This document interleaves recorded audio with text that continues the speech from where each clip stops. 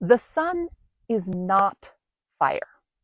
All right, so this is actually a really reasonable question because here on Earth, fire is visually the closest thing that we have to the sun.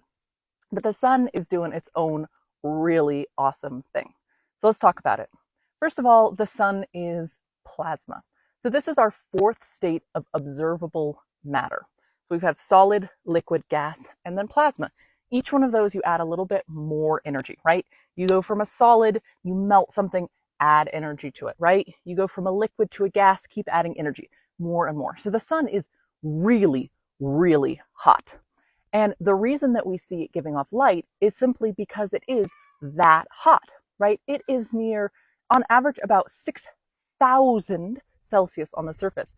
And we think once you go deep down into the sun at the core, where it ranges closer to 10 to 15 million degrees. So the core is where the heat is actually coming from because the sun is so huge. It's so massive. There's so much stuff. Gravity is squeezing down. So the weight of all of the material from every direction, right? Because gravity works in every direction, is pulling it down. It's crushing down. And so it gets really hot. There's a lot of heat, a lot of pressure at the core. It's so hot that atoms actually smash together. So it's mostly hydrogen. And so the hydrogen atoms are smashed together. And through a kind of complicated process, they actually end up turning into helium. Now, this process releases energy. That is the process of fusion. It's the proton-proton chain reaction because hydrogens are just protons, right?